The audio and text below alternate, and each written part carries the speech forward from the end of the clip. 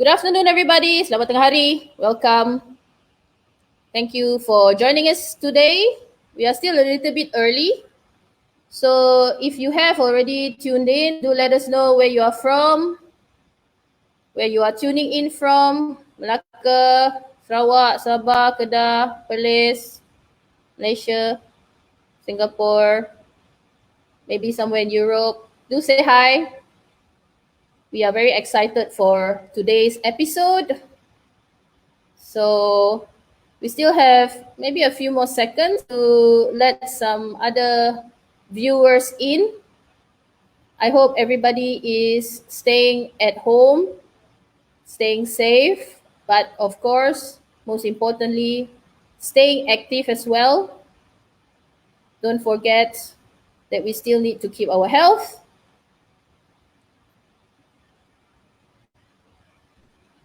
Hi, Halim. Thank you for joining.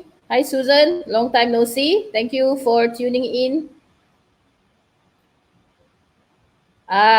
Miss Sharon Wee, our superstar TV personality, is also on. Hello, Nyonya. Apa kabar?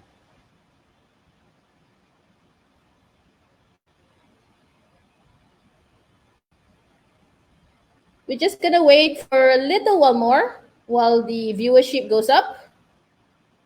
I hope everyone has joined us in one or a few of our previous episodes from the sports administrator with Prof. Sham, with Irene Chow as our parent, with Tanya as our volunteer, and also with our coach, Aaron Soiza, who we featured on Tuesday. I hope you guys have enjoyed this series. This is definitely our last episode for this series.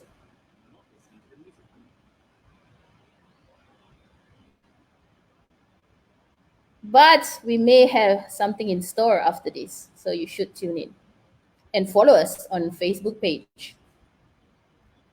Okay, I think we are going to start. So, selamat tengah hari and welcome everyone to the season finale of the Malaysian Olympism in Action Community Series, What is Olympism in the Current COVID-19 Situation, entitled The Olympian. Many of you may not know the people that are behind this online series and why we actually decided to launch this series. What exactly is the Malaysian Olympism in Action Community? What is Olympism? The Malaysian Olympism in Action community is made up of former participants of the National Olympic Academy, which is the educational arm of our Malaysian Olympic Council. We all come from different walks of life and are united by one core purpose, which is to spread the values of Olympism in Malaysia.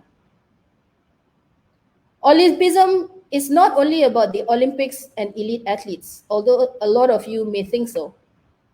Olympism is a philosophy of life, blending sport with culture and education. It seeks to create a way of life based on the joy of effort, the educational value of good example, social responsibility, and respect for the universal fundamental ethical principles. In these trying times that the whole world is currently facing, including us in Malaysia, our community came together and agreed that the stories that transpires through Olympism, through sport, can lift our spirits up and generate positive and hopeful vibes and energy. So in this final episode, our guest, our very special guest, embodies and champions the spirit of Olympism. She is living proof that sports knows no race, that sports does not belong to one religion, that sports should not be made into a political agenda. Sports knows no discrimination and should be used to help foster better relationships between communities and nations. Olympism tells us that sport is a universal human right and we all should be free to practice it. Olympism is a great way to show how everyone in the world can better themselves. So, let me give you a short introduction to our special guest, although I do believe that she doesn't really need any introduction. She is famous, a star, just by being herself. Our guest has represented Malaysia for 17 years until her retirement in 2014. She won gold in 4 editions of the Southeast Asian Games. She was in 2000 National Sportswoman of the Year. She won gold. Well, I've already said this, but I have to say it again. She won gold in 4 editions of the Southeast Asian Games. And she is still the current national record holder for the 400-meter hurdles. Graduating with a Master's of Educational in Sports Science from University Putra Malaysia, she is currently the Vice President of the Malaysian Olympians Association and was the chairperson of the Olympic Council of Malaysia's Athletes Commission from 2015 to 2018. She also represented Malaysia to the International Olympic Academy session for young participants in 2013 and subsequently became the chief moderator for the National Olympic Academy session for 3 years running. A strong advocate of athletes' welfare, being an athlete herself, and understanding the challenges of an athlete, she successfully organized the first Malaysian Athletes Forum in 2016. She is currently the Sarawak State Elite Coach for sprint and hurdles, nurturing future Malaysian athletes. Representing Malaysia in the London 2012 Olympic Games has been an experience of a lifetime for her, and I believe for all athletes who inspires to be successful in their career. So without further ado, I would like to all of you give a virtual round of applause to our guest today, Norasila Muhammad Khalid. Hi Neo, thank you very much. I think the introduction is a little bit too much. I feel humble. I feel really humble. Thank you. Yeah. How are you, Sila? How's the weather like in Sarawak now? Here it's beautiful. We have beautiful weather. We don't have a lot of rain lately, and it's dry. But beautiful weather, yeah, we can go out and do a little bit of exercises, although we know we have to control and be moderate during this pandemic situation, but we understand that. That's good. So I'm going to start by asking you your first question. Oh, okay. And actually, everybody, not many people know this about your history. So tell us a little bit how you got started in athletics and became a specialist in hurdles. Well, I'm sure most of us as an athlete started sports since school days, primary and secondary. In my case, I involved in many sports since young, like hockey, handball, netball, athletics, and so many other things as well. I cannot put my foot in one place, you know. And when I came to secondary school, road run, Merentas Desa 3 kilometer was compulsory for all first year students. I'm sure you remember this, Neo, yeah? I Yes. won, surprisingly, I won. So the teacher at school put me to represent the school for all the long distance event like 800 and 1005. I don't really like the event, it's just too tiring. So second year at the school came this new teacher. I really need to mention his name, Mahathir Othman. Until today, I will never forget this name. Into the school, and he was so passionate and enthusiastic on setting athletics club. So he goes to every classes at the school to ask students to be part of the club. When he came to my class, I didn't raise my hand when he asked all the students whether or not we want to take part for the club. And then all of a sudden he announced my name saying, you have represented the school and you should join the club. I was not sure at the time because I took up so many other sports. So what happened was one fine day, I don't know why, I ended up just next to a field as my brother has joined the club and he actually loved athletics more than I am at the time. I was just standing, and then he saw me, the teacher, and he was also the coach, and he just pulled me to join the training. So since then, there were no turning back, as I loved so much on the technique and feelings on the track, although I must tell you, at that time, the school does not have hurdles. So he taught me just the movement and drills, and my first hurdle was a thick wooden bench. And those days, I remember we ran on grass barefoot across hurdles. Can you imagine how unbelievable to think about it? Again, how we, the previous athletes, participate and compete. Everything was so simple, yet we all enjoyed it. And the role of my family was so significant. I must say that, as my late father loved sports, especially football and athletics. During my school days, like my brother, my sisters also love sports for recreational. But for my mom, today I realize I have her character, whereby she has been so strong woman, leaving her hometown, Lahore, Pakistan, and relocate all by herself in a new and unfamiliar country to have a family, putting aside her career just to bring up all her children. I believe I have that strength of her and the independency in life. Not to forget my coaches who have guided me from junior level to high performance. I will never forget their contribution, Mahathir Othman, Edwin Ozolin, Idris Gonchinska, Vladimir, and Henny Krill. My humble gratitude goes to all of them. And of course, National Sport Council and Athletics Federation, especially the development program in National Sport Council, those days headed by Tuan Haji Zaki at the time. Thanks, Tuan Haji. I really appreciate all your effort. They have funded and assisted me and the rest of us. Definitely.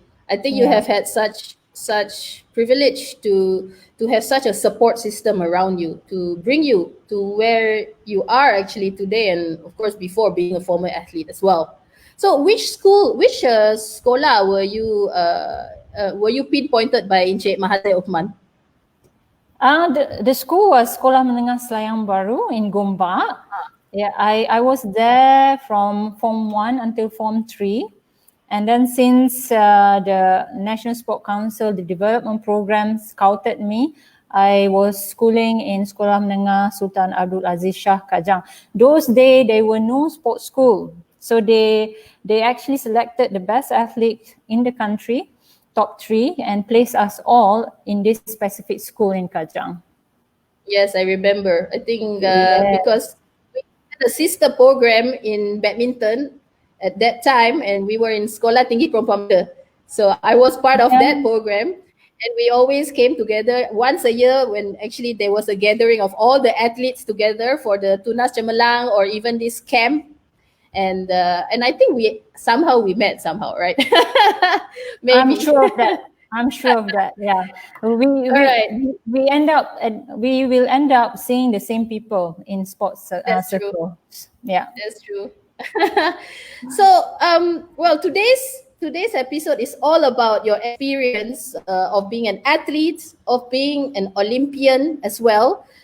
So how was your feeling actually when you got to qualify for London 2012 Olympic Games? Okay, honestly, the journey to reach there was much more meaningful to me, as the triumph and hard work to be at the world highest game ever, the Olympic game, has started since I trained in Germany, Leipzig, 2003. With few other Malaysian good friends of mine until today, Mosiwe, Zaiful Zainan, Robani Hassan, and others. I actually qualified for the game 2005 and 2006 on merit, but according to IAAF rules, every athlete need to qualify a year before the game. So 2012, none of Malaysian athletes in track and field qualified. So the federation have to select 2 best athletes, male and female, to fulfill the wildcard. They decided to choose male athlete Lee Hak Wei for high jump. He is a great athlete, and I'm sure he will make it for the Tokyo Olympic game as well. Yeah. And for female, they selected myself due to both of our current performances that year and previous years of contribution and participation for Malaysia. And I actually hesitate of going to the game as I have struggled a lot with injuries at the time. But after getting lots of advice from family, teammate, especially my coach at the time, I decided to participate and just do my best.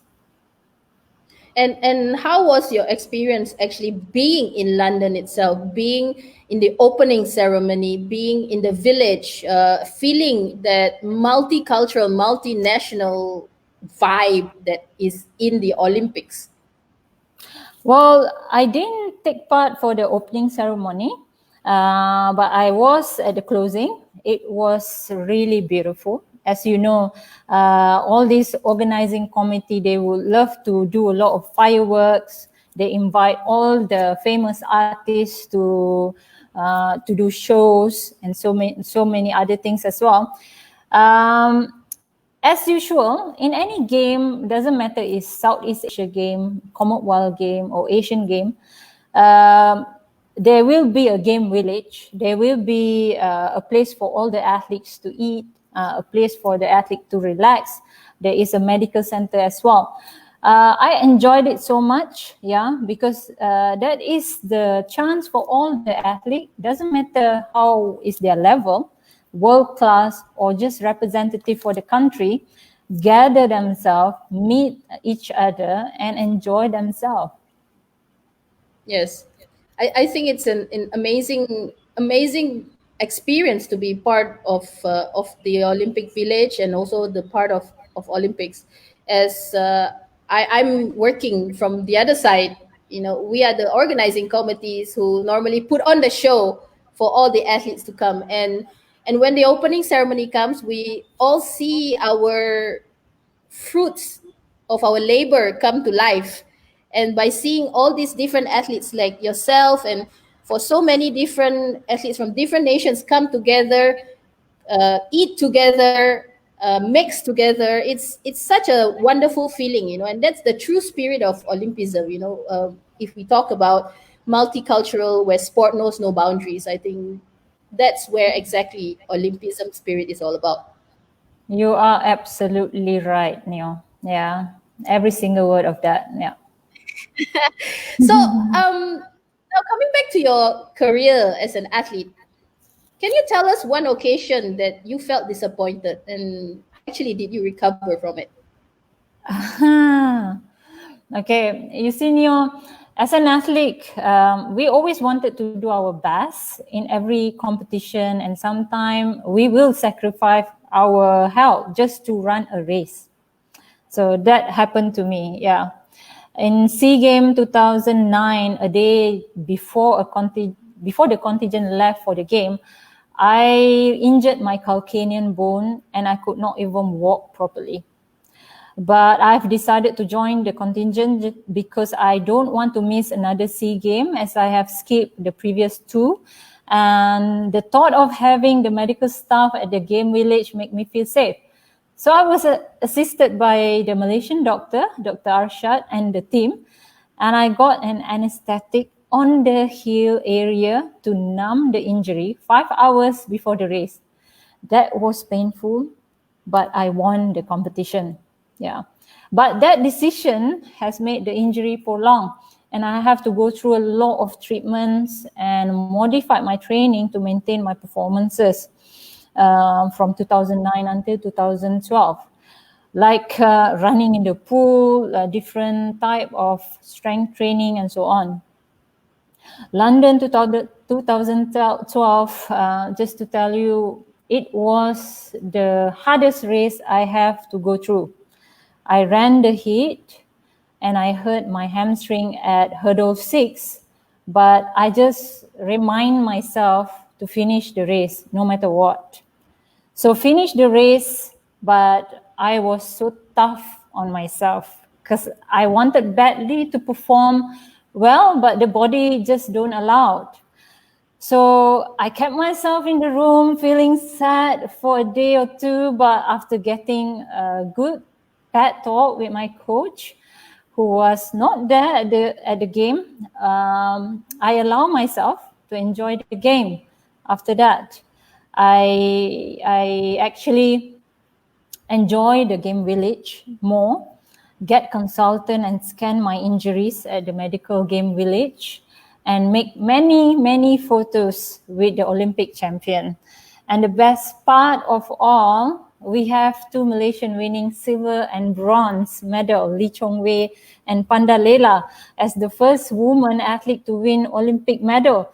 I was so proud of them. Yeah, I don't have to be on the podium. I realized that we have other people to do that for us. Being part of the game was the most important thing at that time. And the bonus of all, I managed to meet Felix Sanchez, my idol in 400-meter hurdle, who won gold at the game with the age of 36 years old at the time. Wow. And still very strong mentally and physically.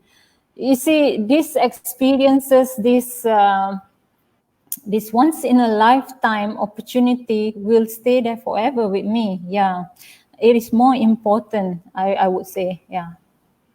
I have to commend you. I mean, it's very difficult for someone when you have an injury, especially in the field of play itself, and to have that spirit and the determination to go on. And that's also part of what actually Olympism is all about. It's all about not giving up. As Pierre de Coubertin says, it's not about the triumph, but the struggle, the journey to the end.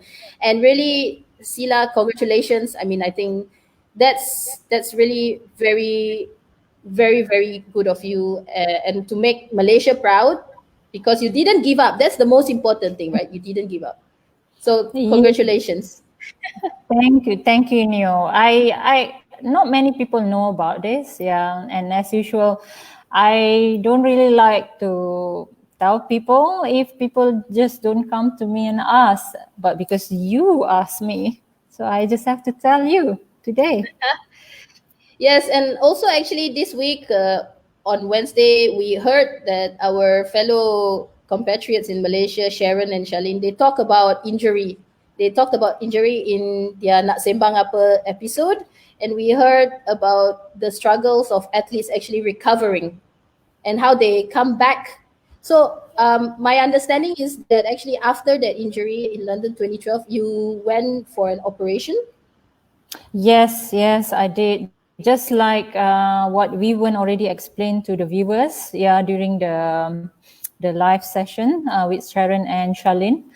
I mean, athletes who have to go through an operation not just once but 3 times, that is difficult. I must say that is difficult. Yeah, not just mentally, but not just physically, but mentally. You know, you got to be really strong to make a comeback. And as an athlete, of course, we want to come back with our best performance, not just to come back and participate. You know, that is the mentality I always have. So having an operation is not easy decision. Yeah, but sometimes it's the last choice that we have. Did you retire immediately after London 2012?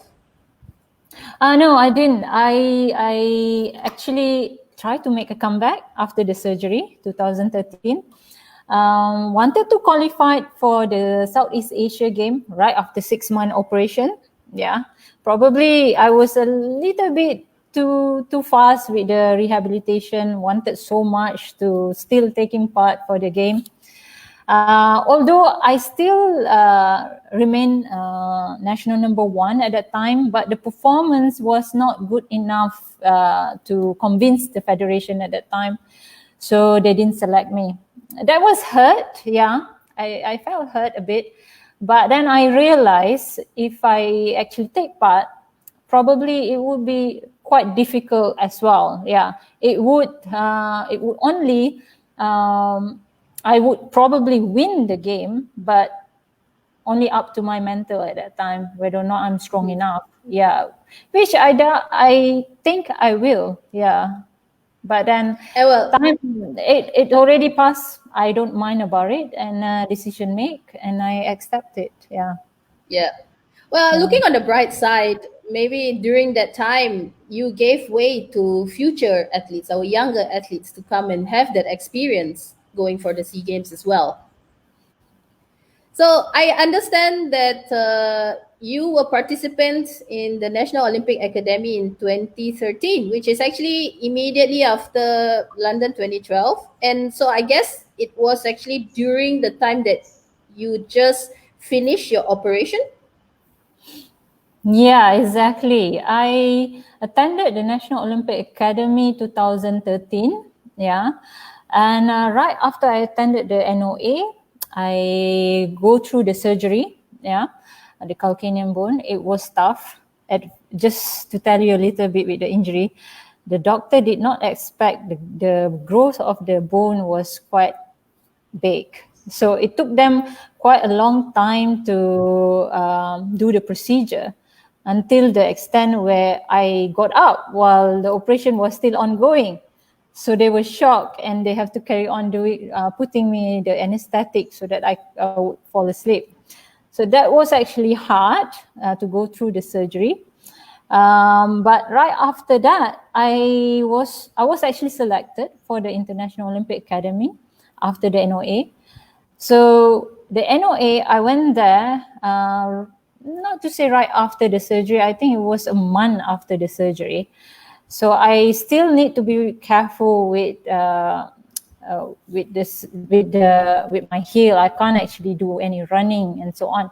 But I was stubborn as well. I still do all that thing because during the session in IOA, you have a lot of activities, not just lectures, but also recreational, also a lot of educational in terms of history, poet, art and culture, and also some sports.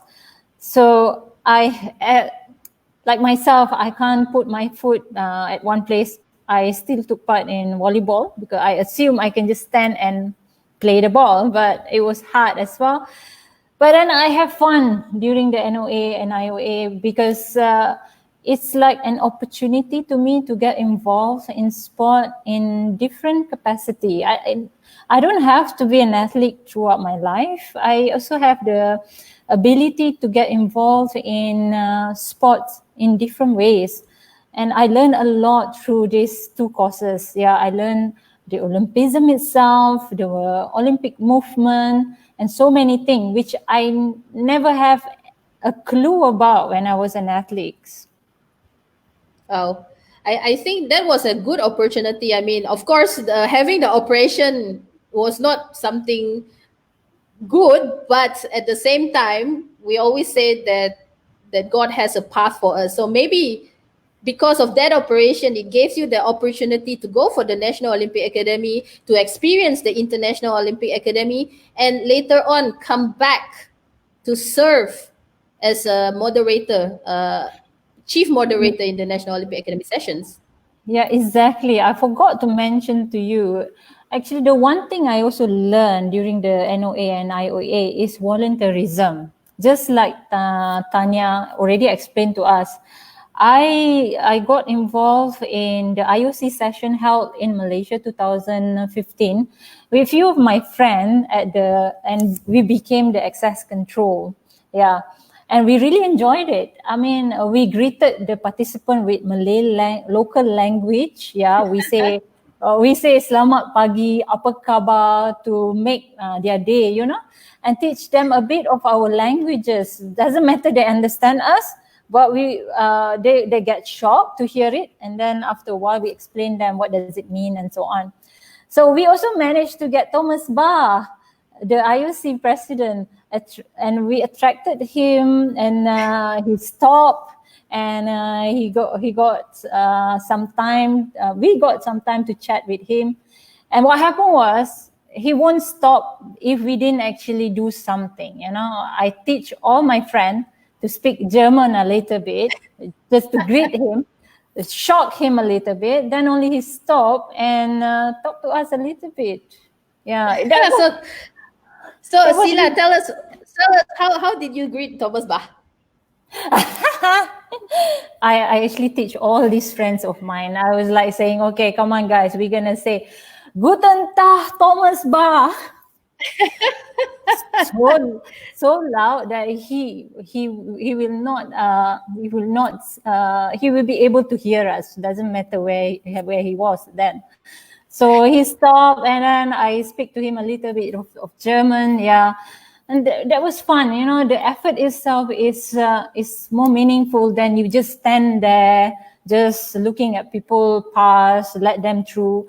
No, I don't want that, you know. And and we did something different so that we learn these people, and we can also learn to interact with each other. Yeah. Yes, of course. Well, coming back to being a volunteer, I mean, in episode 3, when we had Tanya as our guest on the volunteer episode, she said that Yeah. because she was also an elite athlete and you are also an elite athlete, being an elite athlete, the focus is all on you. You have to be selfish. But then being a volunteer, it's totally the opposite. You don't actually put yourself first, you put the others first. How was that feeling for you?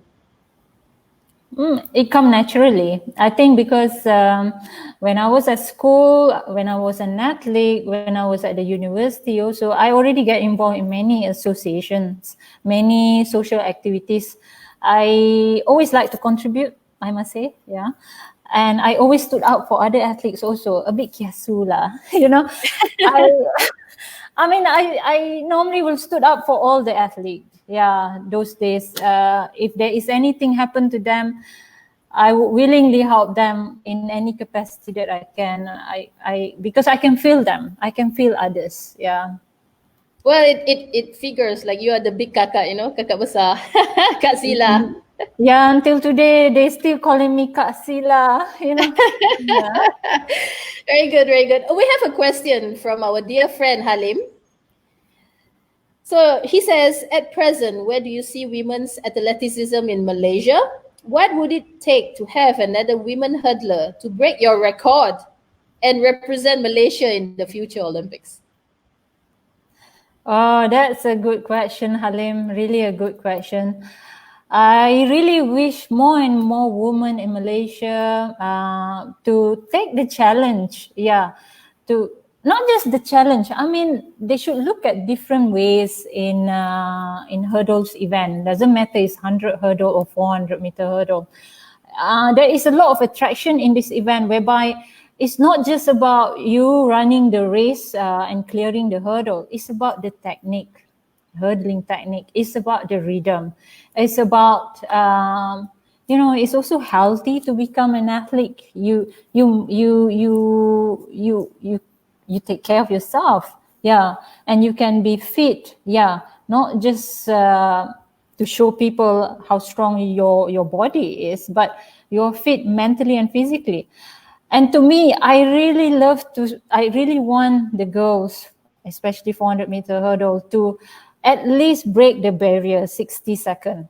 Yeah, we haven't got any girls running below 60 seconds since I broke the national record. Yeah, and that record doesn't meant to be there. You guys need to break it. Yeah, it's not supposed to be there forever. Really, yeah. You just need to do it. Yeah, just train hard and know your purpose and just do it. Yeah, I'm sure they will do it. Yeah, they can break the record for sure. Well, I hope that young athletes who are tuning in now or tuning in later, please take Sila's challenge. And once you do it, give Kak Sila a call. I'm sure she's going to belanja you teh tarik. Not just teh tarik. I will really treat them. Okay. I will really treat them. Yeah. So this is a challenge. This is a challenge, girls. Yeah. Yes. Okay, so Kak Sila. You don't call me that. I have to call you now, Kak Sila. Kak Sila, you are a strong woman leader in sports, How do you want our Malaysian sports scene to change? What do you think can be improved? Do you think that the Olympic education and sport education in Malaysia can change? Does it need to improve? And if you have the opportunity to do that, what would you do differently? A very good and challenging question, Neo. I am not sure about being reckoned as a strong woman leader in sport. I think we have so many of them in Malaysia. Just sometimes, sadly, we don't recognize them. Not just in sports field, but also other. Yeah, I think first and foremost, we need to change ourselves first before expecting others to change. And we have to understand sport world is evolving so much since I involved competitively. We have to update ourselves and not being afraid to learn and discover new things when we don't have the sufficient knowledge and skills. And I am fortunate, I must say, to have people around me. Yeah, whenever I needed them. For example, I headed the OCM Athletes Commission, and I have two other very active members, Metan and Nazrov. Yeah, all the way for 3 years. I really need to thank them. Yeah, and we managed to organize many events for the athletes, like Athletes Forum, Athletes Career Program, Olympic Day, and many more. And during the time, I've learned as a leader, delegate is so important to compete, to complete each task. And of course, accountability, ownership, transparent, and empower others are the very important keys of becoming a good leader. And above all, we should not look far for expertise and leaders in this country. We have ample of them. We just need to give them the time and space to lead at their at their perspective fields. Yeah.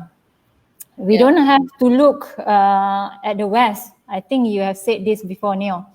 We should learn from the expert, but not rely on them entirely. I think it is time for us to take lead and own it. This is just my humble opinion. I think you're absolutely right. We have strong leaders in sport, in all fields in Malaysia. We have Sharon Wee, Yeah. we have Charlene Zulkifli, we have Prof. Sham, we have coaches like Aaron Soiza, and now yourself. And we are so proud of having, bred in Malaysia, you know. So I do think that you are absolutely right. The mentality, I think one thing that we can improve in general, I believe. And right now you are a coach in Sarawak. Yeah. How many athletes are under your wing right now? I have 11 of them, and they are really, really hardworking, talented, dedicated athlete. I really appreciate them. And you know what? I'm so proud of them.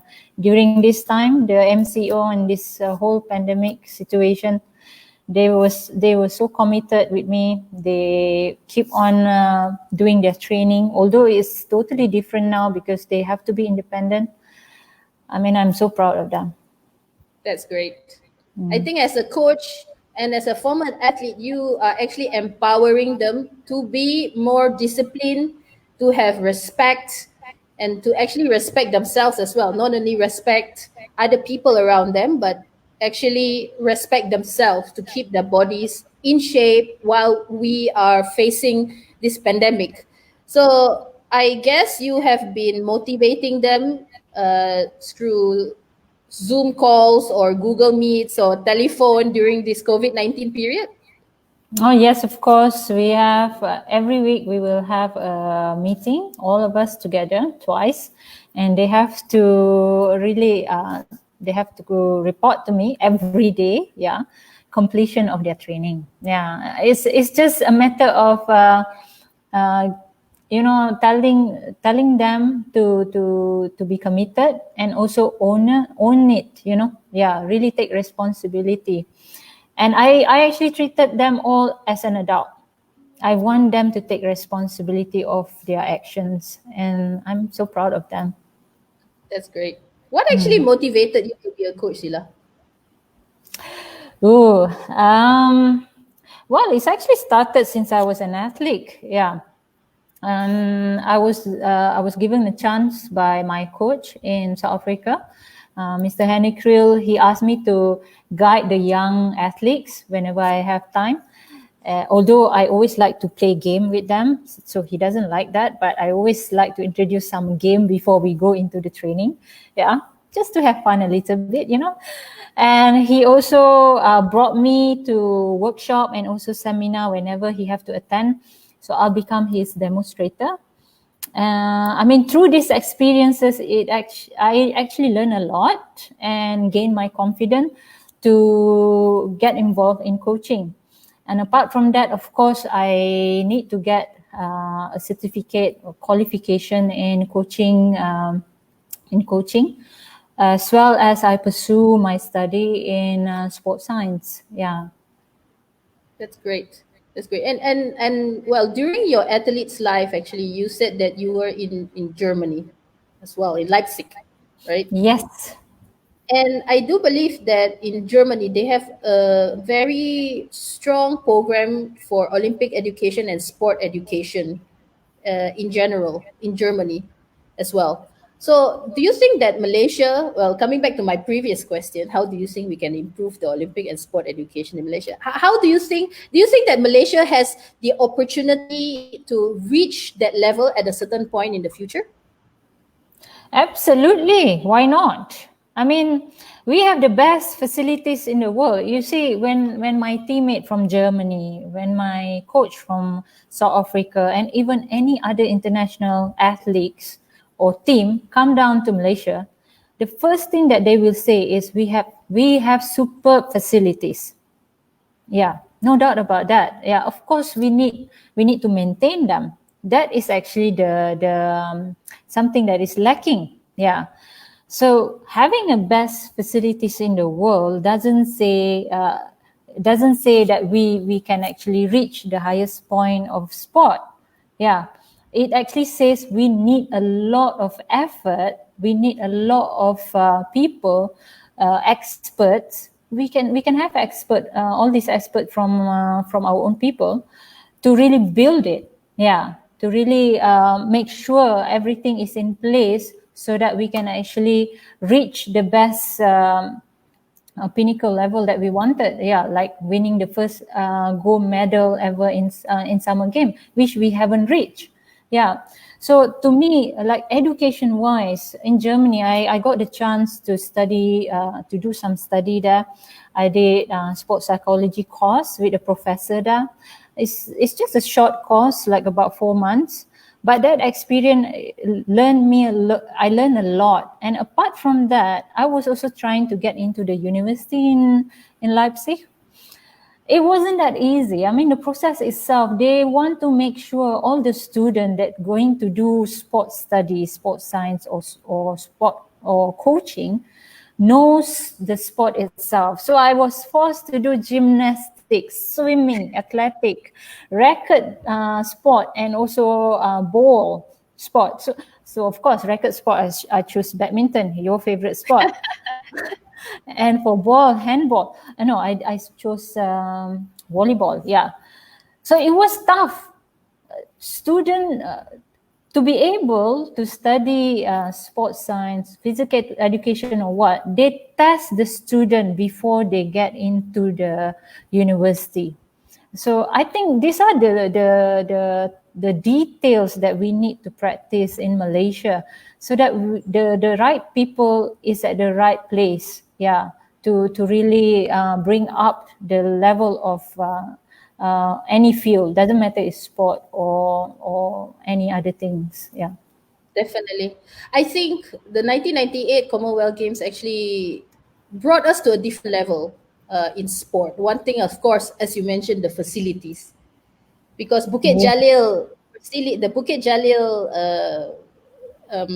area itself, it's really a world class facility, and I totally concur with what you say, that we have since 1998 we have great facilities, and of course since 1998 at that time we have also, I believe, built legacy people who learn from the West, because they brought in the education, brought in the expertise, and we can do it. So definitely Malaysia boleh, right? Yeah, exactly. But I think the other thing that we should probably be thinking of is also um, the leaders that actually hold the position that has the power to make a change and so on. They should not just think about leaving a legacy. They should actually think about how to sustain and to make sure that we can actually grow from one stage to another. It's not about the legacy itself. Yeah.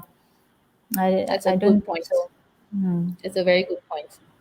So Sila, actually, well, cakap-cakap banyak-banyak, dah 45 minit dah. So, Exactly. so last question that we have.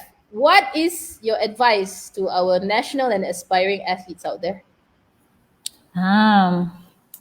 You know, athletes these days are so fortunate as they have so much of resources, support to excel in sports or in any field also. Yeah. Firstly, always know your purpose in sport. Don't limit yourself. Always aim high and work hard and smart. Don't expect others to do everything for you. Ask yourself what you can give back, like your participation in sport with great attitude and the performances. Be in the ecosystem that will help you to reach your goal, especially the people that have the same end goal with you. And lastly, the sooner you learn yourself, your body, and the better athlete you will become. Be humble and enjoy the journey wherever it will lead you. Wow, thank you, Sila. Truly inspiring, truly motivating, and really thank you very much for sharing your stories. You're memang Kak Sila. I have to tabik you. Dear.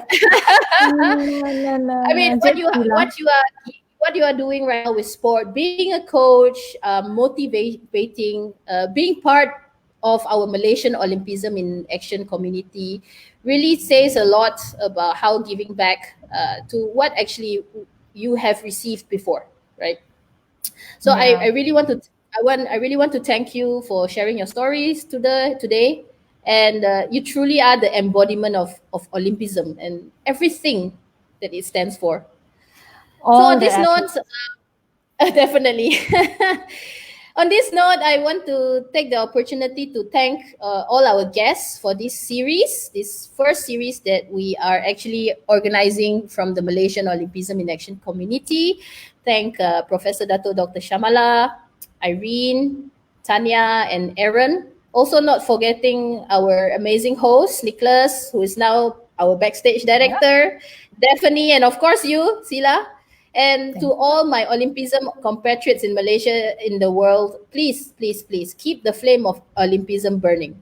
So, as a closing remark, Sila, what do you have to say to our guests? Okay, I love to wish all the best to the Malaysian athletes preparing for the Olympic Game Tokyo next year. I am sure you will do great. I would love to wish all the Muslim in Malaysia and the whole world Selamat Hari Raya, Eid Mubarak. Although it will be different this year with the pandemic, so celebrate moderately. I also like to take this opportunity to wish those celebrating Gawai Happy Gawai Day. Thank you, Sila. So, just some closing remarks from us both, because we are part of the Malaysian Olympism in Action community. We want to inform everybody to make sure that you live your lives practicing the values of excellence, friendship, and respect. But don't forget that also the Olympic motto of Sitius, Altius, Fortius, or faster, higher, and stronger, also reminds us to react quickly, to be on the alert. It motivates us to reach for the stars and doesn't let anyone say that you cannot. And it teaches us to be stronger mentally and that we are able to overcome obstacles. And like our Kak Sila, we are able to cross as many hurdles that are in front of us. no matter what it is, whether it's an injury, whether it's a disappointment, whether if your heart is broken by one of your boyfriends or girlfriends, never mind. We can definitely go and beat this obstacle. So as the father of modern Olympics, Pierre de Coubertin, said, the important thing in life is not the triumph, but the struggle. The essential thing is not to have conquered, but to have fought well. Let us all now stay safe, stay at home, like our DG always says, stay at home, and always practice kindness. We will beat this pandemic together, I'm sure of it, and we will come out victorious. So together with Sila, we want to remind you to like our Facebook page and watch out for our next series in June in conjunction with Olympic Day on June 23rd.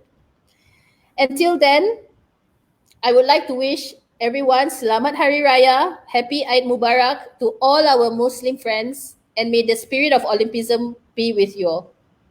Bye. Bye. Thank you all.